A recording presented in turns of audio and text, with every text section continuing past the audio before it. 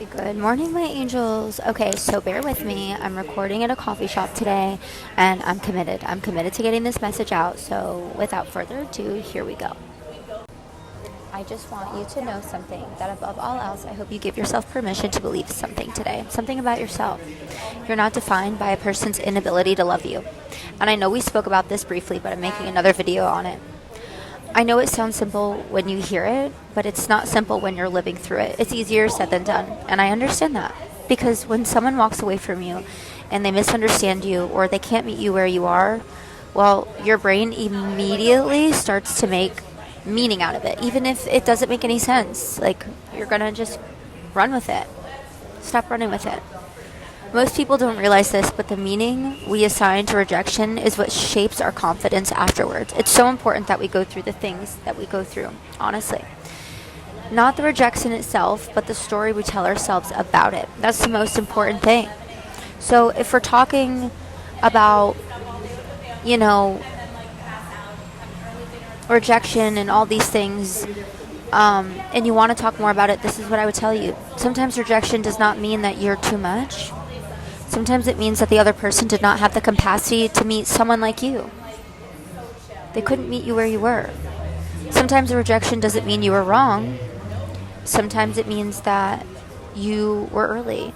Maybe early in their life. Maybe early in yours. Sometimes rejection doesn't mean you failed. Sometimes it means that the situation could not support the version of you that is growing. Honor that. Honor that seed that's growing.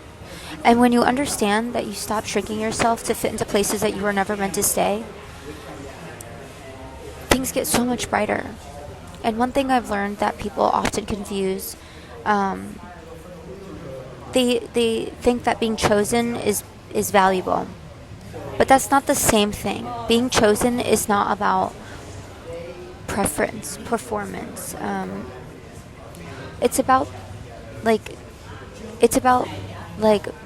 being valued and the truth of it all. And your value does not change depending on who recognizes it. Like, babe, let me say that again. Your value does not depend on someone recognizing it. Okay? At some point, we have to learn this for ourselves. Because if you let other people decide your worth, your confidence will always feel unstable. It will rise and fall depending on who stays and who leaves. And you deserve better than that.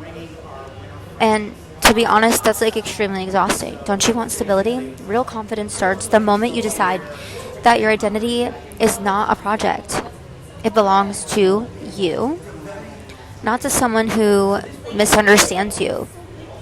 It's just not. Not to someone who left, not to someone who could not only see part of you. You.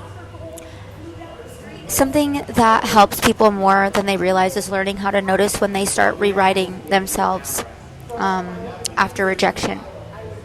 So maybe you become quieter. Maybe you become more agreeable.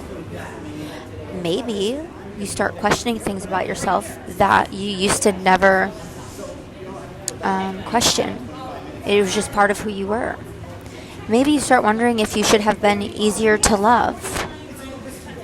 And that is usually the moment your confidence needs protection the very most. So protect it with everything. Everything. With all your heart and soul.